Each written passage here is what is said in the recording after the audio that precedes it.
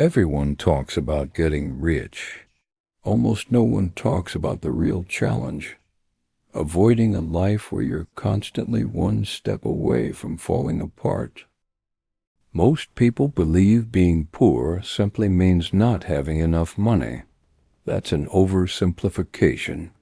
The real issue is that once you fall into financial struggle, it behaves like a force pulling you downward. You try to climb out, but the moment you gain a little ground, something drags you back: car repairs, medical bills, rent hikes, job instability. It feels less like bad luck and more like being stuck in a system that keeps resetting your progress. Think about how rockets leave Earth. They don't drift gently upward. They must reach a specific speed escape velocity. Miss that threshold, even by a little, and the rocket doesn't almost make it. It drops back down. That's exactly what happens to millions of working people. You work harder, you save a bit, you try to move forward. Then one unexpected expense hits, and suddenly you're back at zero or worse. Effort alone isn't enough. In this environment, small steps don't compound. They collapse. Let's break down the forces that keep people stuck. There are 5 major loops most people never recognize. 1. The scarcity pressure. Financial stress doesn't just hurt your wallet, it drains your mental capacity. When you're constantly worried about bills, deadlines, and emergencies, your brain shifts into survival mode. Long-term planning disappears. Every decision becomes about the next hour, not the next year. And here's the brutal math. When you have less money, everything costs more. You can't buy in bulk. You can't afford quality products that last. You delay healthcare until it becomes expensive. Late fees pile up. Interest rates climb higher because lenders see risk. Being broke isn't cheap. It's expensive. The first step out isn't investing or buying property. It's creating a buffer. A few $100s saved changes everything. Suddenly, a problem becomes manageable instead of catastrophic. That small reserve buys something far more valuable than comfort. It buys mental clarity. 2. The reward trap. When life feels heavy, your brain searches for relief. Buying something new gives a temporary emotional lift. A pair of shoes, a phone upgrade. Take out food, it creates a momentary sense of control and success. But that relief fades fast. The bill stays. This isn't stupidity. It's biology. Stress chemicals stay high, and your brain craves a quick win. Consumption becomes emotional pain relief. The cycle repeats. Spend gives, feel better, gives, fall behind, gives, feel worse, gives. Spend again. Breaking this loop requires a temporary reset. Cut unnecessary spending. Strip life to essentials. It's uncomfortable, but it rewires your reward system. Eventually, progress itself becomes satisfying. Watching savings grow becomes the new win. 3. The time for money ceiling. Most people are taught a simple rule. Work more hours, earn more income. Sounds logical until you hit reality. Time is limited. There are only so many hours you can sell.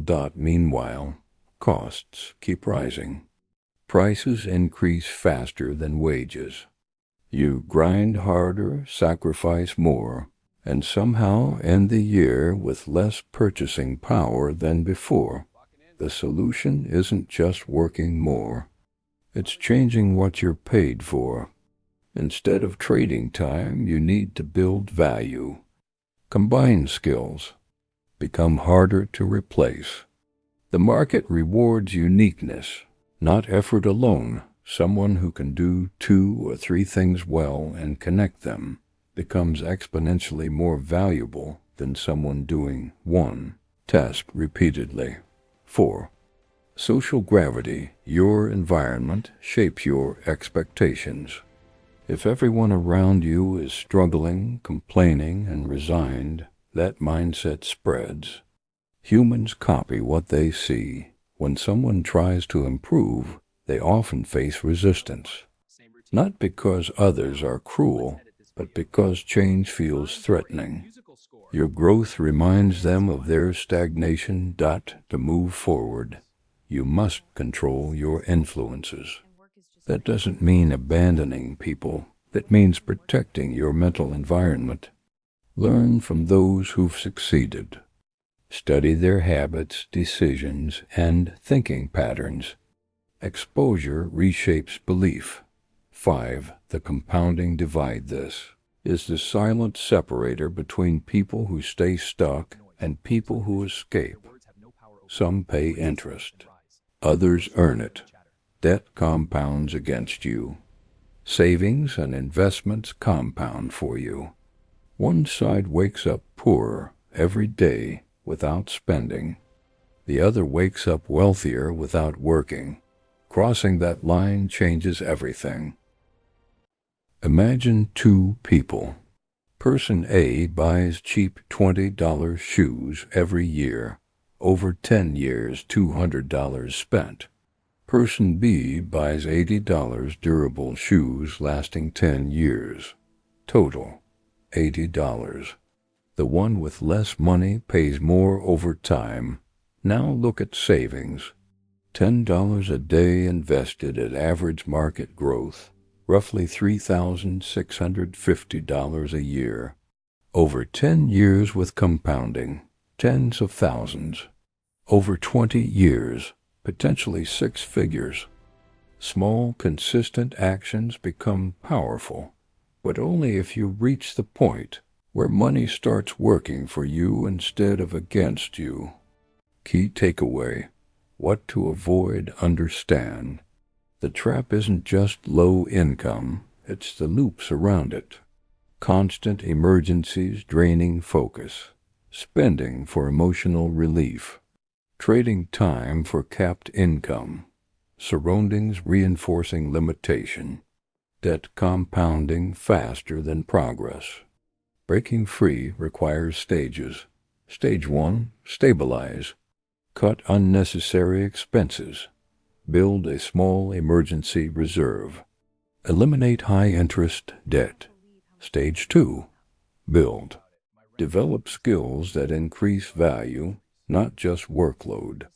Start acquiring income-producing assets, even in small amounts. Stage 3, escape. When assets begin covering basic expenses, dependence on hourly income drops. That's the turning point. Options appear. Pressure eases. You finally gain control. Momentum replaces struggle. Once you cross that threshold, the system that once held you down starts working in your favor. Growth accelerates. Decisions become strategic instead of reactive. Life becomes quieter and more stable. If you want money, banks, and investing explained simply, without hype or confusion, subscribe to Cash Understood. And let me know, what city are you watching from right now? If this video helped you understand money a little better, give it a like and rate it out of 10 in the comments. Because once you understand how cash really works, you stop working against yourself. Thanks for watching.